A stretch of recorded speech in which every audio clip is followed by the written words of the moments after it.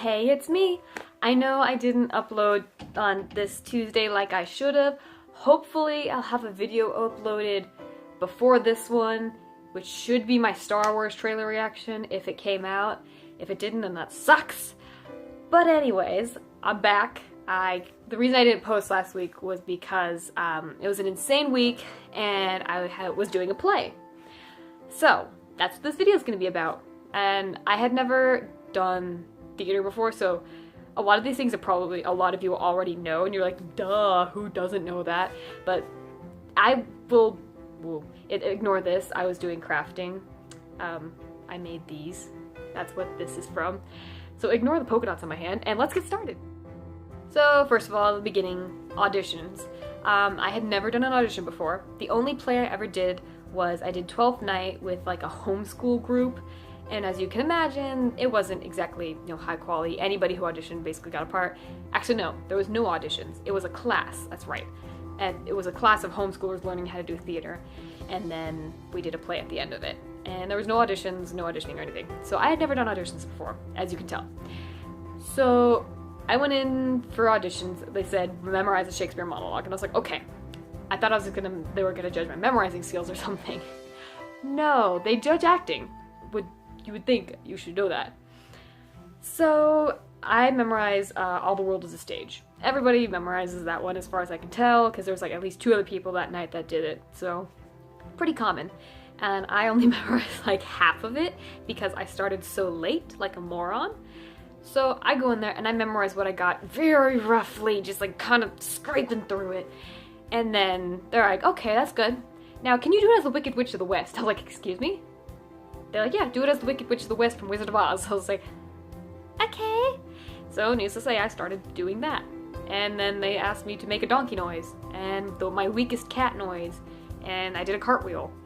It was a very strange audition, but I'm assuming, is that what all auditions are like? I don't know. But it was fun. I got a part, obviously. And after auditions took place, we had the callbacks, which the people who got callbacks came back, and then we all did little exercises together to see how we work together, stuff like that. It was fun, interesting, got to know a couple of people there. And then that was the audition stage. Nothing too crazy happened.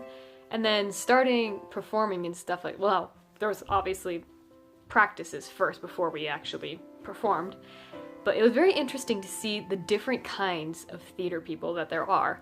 I had always kind of assumed all theater people were kind of the same, they just kind of are very outgoing, but there were so many different kinds of people. There was, this kind of a theater snob. She wasn't snobby, like the person I'm referring to, which I'm not gonna name names in case someone from theater watches this, but she was you could definitely tell she had more theater experience and she knew it, and she was very like, well, funny thing is, she had a lot of his theater experience, but she was like younger than me. She was at least like 12, I think. And every scene that we did, even if it wasn't her scene, she had to be like, excuse me, Camilla, what if we did this? What if we did that? What if I did this in this scene? And like, some of it was very helpful, and sometimes I was like, okay, just chill out, we just want to do the scene. And then there was more of the director type people who, like that, who knew what they were doing, kind of, but they knew better than to butt in a lot, so they were pretty chill. Then you've got, the people that are they just love theater. And one of the people I know watches this is one of those people. And those people are like just great. They're very chill, very just like, but anything related to a musical pops up, or like you say a certain line, they will burst out in song. And honestly, it's the greatest thing ever. Sometimes it's awkward, but most of the time it's amazing. And you just sit there and you're just like, should I join you, or should I just let you just bask in your glory here? Speaking of acting is crazy. Like, it was the weirdest thing to me. So I'm used to, if somebody's angry, they stay angry, and there's tension. I'm used to that. But backstage during a play, there would be some squabbles backstage because we had a lot of little kids in the play, which didn't go very well because they were not the best trained children.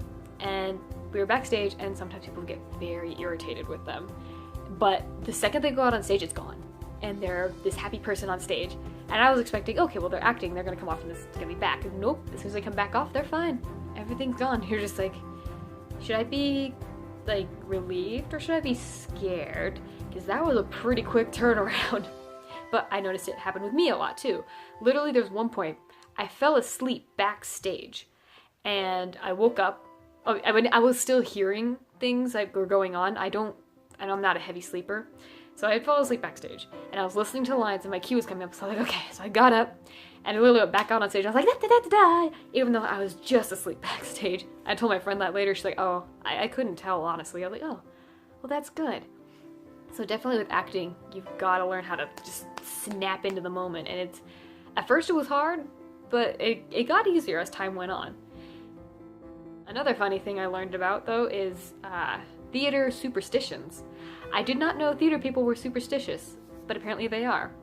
So if you're ever going to be in a play, there's one play you do not mention. You don't talk about it, you don't say the name, you don't reference it, and it is the play Macbeth by Shakespeare. Apparently, it is basically cursed, and anyone who tries to do the play, says the name of the play in the play or in theater or something, everything just goes wrong. Somebody gets hurt, a prop breaks, something magically goes wrong. Now, I'm not superstitious, but I'm not risking anything. We put a lot of work into that show, so I kept my mouth shut. Not to mention, the also superstitions of, if nothing goes wrong during rehearsals, the show will fail. So anytime anything went wrong, the director's just like, good, make sure things go wrong. So I'm like, okay, that puts a lot of pressure off of us. Now when opening night came out, then we were like, okay, nothing can go wrong. But of course something always goes wrong, but nobody really noticed. Except for, we had a guy who was doing the sound over a computer. Well, his computer decided to reboot in the middle of the show. You could hear the do-do-do-do come over the speaker through the whole theater right in the middle of the play. Nobody really remembered afterwards because the audience was just so captivated. But we remembered. We will always remember. Another thing I noticed is that people who interact in the play interacted the most outside of the play. Like for our play, we did A Midsummer Night's Dream. And the people that played the players, they all stayed together. All of us fairies stayed together. The royals kind of stayed together. It was really interesting to see, and how a lot of their characters were kind of emulated outside of the play. Like you could see how their characters had affected them and how they had influenced their characters. And it was really interesting to see. And honestly, it's funny because I played Puck in this play. Puck is very mischievous and very creepy and very oh, I'm gonna go mess stuff up. And that's kind of the opposite of me. I'm very just very quiet, just keep to myself usually. I can be a dork, but I mean, who doesn't? Who doesn't know that? But then seeing these people also do the same thing, there were some characters that they would be out on stage, they'd just be like, da da da da da, but then as soon as they get off stage, they're just like, okay, I'm done. It was just really weird to see.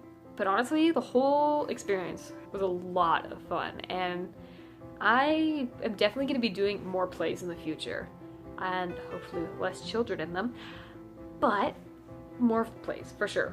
And I will keep you guys up to if there's any more weird stuff that happens, I suppose. I mean, if you want.